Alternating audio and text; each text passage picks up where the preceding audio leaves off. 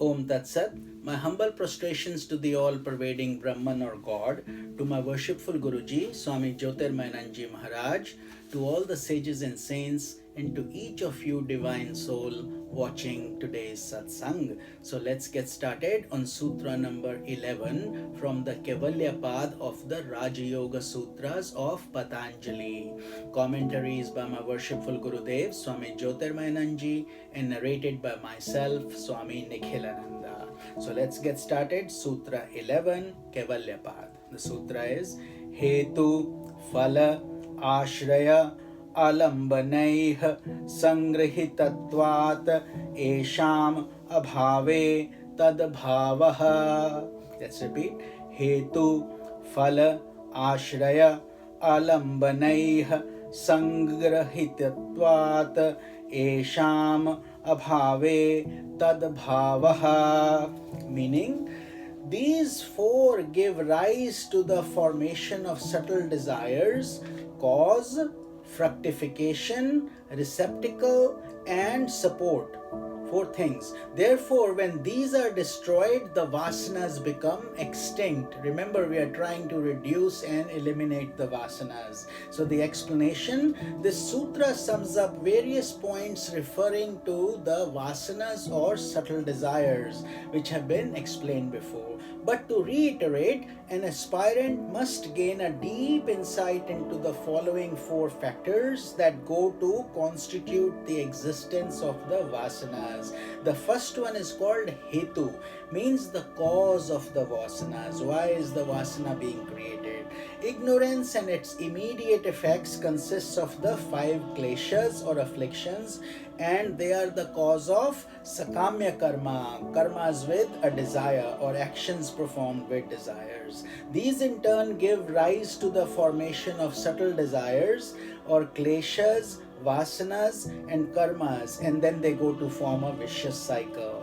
That's the first thing, hetu. The second one is called phala or fruit of karmic fructifications, the fruit of the karma. So sakamya karma, karmas with desire, give rise to three types of fruit. They are called jati, the class, ayu, how long it will last, and bhoga, how painful or pleasurable the experience will be. And the third one is called the ashray. Ashray means the receptacle where these vasanas will use the support. So the unenlightened chitta that has not yet accomplished its purpose by giving rise to vivek khyati or intuitional knowledge is referred to as the receptacle of vasanas for normal people. The yogis are able to cleanse this process and they have no more vasanas, but most people, average people, have to continue this process of chitta shuddhi. But the vasanas reside there, and that's called the ashray or receptacle. And the fourth one is called alambana or support. Alambana. The objects of the senses are the support or sustenance for the vasanas. So the beginningless vasanas are coexistent with these four. So these are the four things through which how the mechanics of the vasanas operate. See how deep this science is, how microbial it gets into, how fine it's breaking each of the components of how these vasanas come. So therefore, for any serious student, if you really want to apply yourself, you can see all these things when you meditate. You can go within and visualize all this. And this is how all the yogis have gone through the same path that we are going through right now. But they are guiding us because they have reached the other side. We are following that side. So the beginningless vasanas, as long as they are present, the vasanas continue to be formed in the unconscious. So we have to end it, but till it ends, they will continue. But when they are destroyed by the force of vivek khyati or intuitive knowledge, that is called pragya, vivek khyati, the vasanas, like a river that is no longer fed by the source of its tributaries, becomes extinct. So that is how yogis are able to transcend this. But for the rest of the people, because they continue to have desires and they continue to experience the painful and pleasurable circumstances, the cycle continues. It becomes a vicious cycle, so to speak.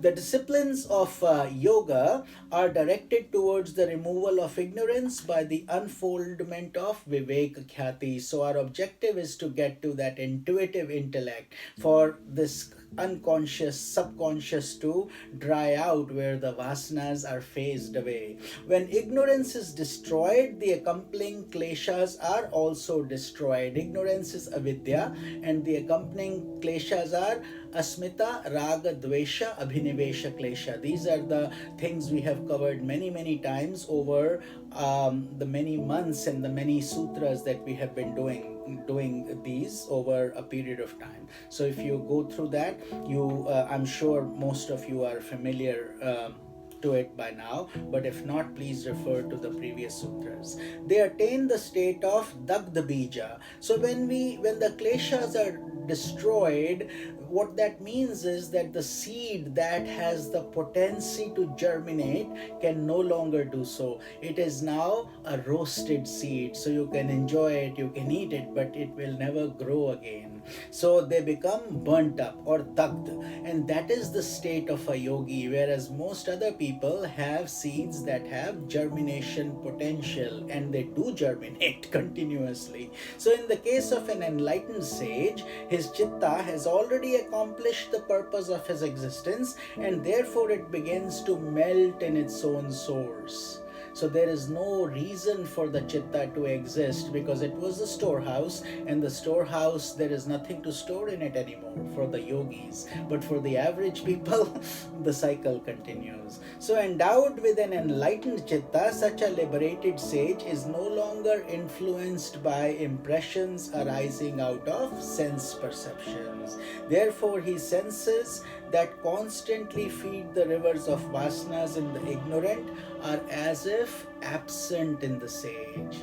Therefore, they become Brahman, they become godlike themselves, because they have demystified this whole secret of creation, so to speak. The process of destruction of vasanas is progressive. So it will not happen overnight. We have to constantly work at it, and it's a gradual process, progressive process. Impure vasanas are destroyed by pure vasanas, and in turn, even these pure vasanas become extinct, like a fire that has become extinct with the exhaustion of its fuel. So like the fire, when we keep putting butter in it, it will keep on flaring up, but once we stop doing that, it will start going down, and gradually, without any fuel, it will extinguish itself. The same thing is happening for the yogis. Thus a yogi becomes absolutely free from the bondage of beginningless desire. So he's able to break this bond, and this is how they succeed.